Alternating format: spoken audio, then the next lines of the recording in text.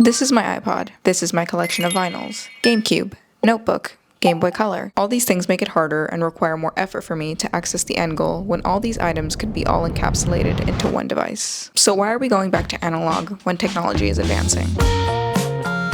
We used to own our things, be proud to have that limited edition copy of The Matrix, to be proud of our collections of movies, music, art, but now it's just a fee you pay to get the opportunity to be able to watch those things. And it can be taken away at any moment. We don't own anything anymore. And the weirdest part is, technology was supposed to give us more control over our lives. Everything asks you for a subscription. You have to pay a fee for everything, and you have to pay it monthly. With your time that most of us don't have enough of, with our jobs asking for more and more and giving us less and less. And then you pay it to another company who is repeating the cycle. So a lot of people are looking backwards to find solutions.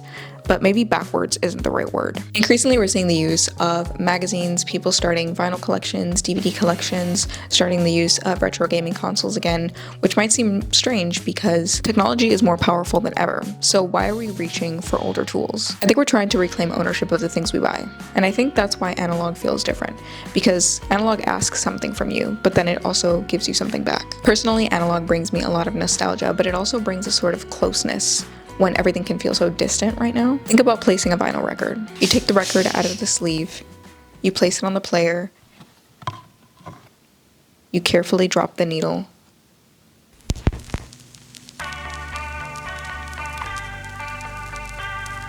there's a small ritual involved, and then side A finishes, and you have to flip it around to get to side B. There's something grounding about that. It asks you to be present. But here's the thing that surprised me. I didn't switch to analog because of the nostalgia. I switched because digital tools were actually making my attention worse.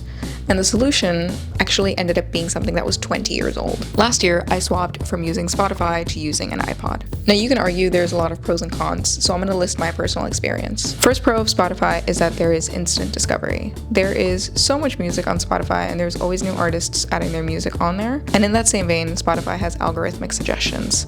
So it will suggest music to you based on the music you have in a certain playlist. It will suggest music in a playlist that you're listening to based on that playlist. Personally, I'm horrible at finding music, so that makes it really easy for me to be able to find new music.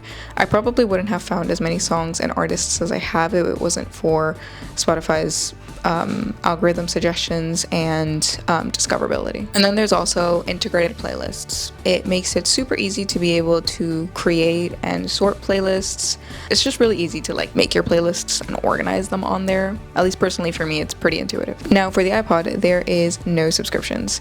To use Spotify seamlessly, you need to pay a monthly subscription. And for a lot of people, that's adding another subscription to the millions other subscriptions that you might already have. Now, you can use Spotify for free like you can an iPod, but you'll get ads served to you. So on an iPod, you have no ads. If you pay for the monthly subscription, then you don't get ads, but you're getting served ads every 2-3 songs. It's not really viable. And then lastly, with an iPod, you have fewer distractions and more intentional listening. You know that the music that you're listening to is music that you set for yourself, that you added, that you created playlists for, versus an algorithm that can potentially serve you things that it wants to serve you. So if they want to promote a certain artist, they can have that artist suggested on the front page on different playlists, even if it doesn't relate to the music that you've been listening to.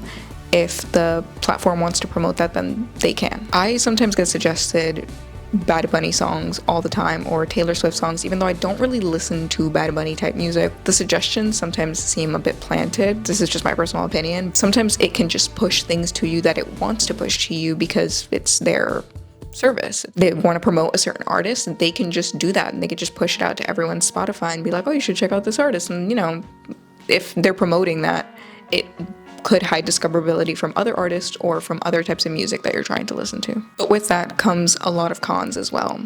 I talked about this already. Unless you're paying a monthly subscription, you're getting ads. And third, the company has its own agenda about what it wants to feed you. So if it wants to promote certain artists, if it doesn't want you to listen to certain artists, then it can do that. Some cons for the iPod. It requires effort. You need to find, download, import, and create all the playlists yourself. There is no algorithm that's going to be able to put a playlist together for you based on your listening habits. You kind of need to do all that yourself. But I think that friction is actually what's part of the point. It forces you to be able to curate things rather than being nudged into everything. I feel like it makes it more intentional. But music wasn't the only thing that I actually swapped back to analog. I started doing something that I've actually never enjoyed doing before.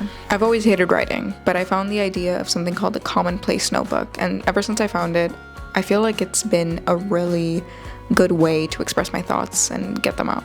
If you've never heard of it before, a commonplace notebook is a personal notebook used to compile any information the owner finds interesting or useful. They can variously contain notes, recipes, quotes, letters, poems, prayers, professional references, anything you want to put in there, to-do lists, whatever you want. There is no structure required for a commonplace notebook. You can put whatever you want in it, and I think that's kind of what attracted me to it. I've never liked the idea of just like a diary or a journal because I felt I needed to specifically write my thoughts out, and I never felt very connected to that in some way, but I actually did start journaling more because of the commonplace notebook.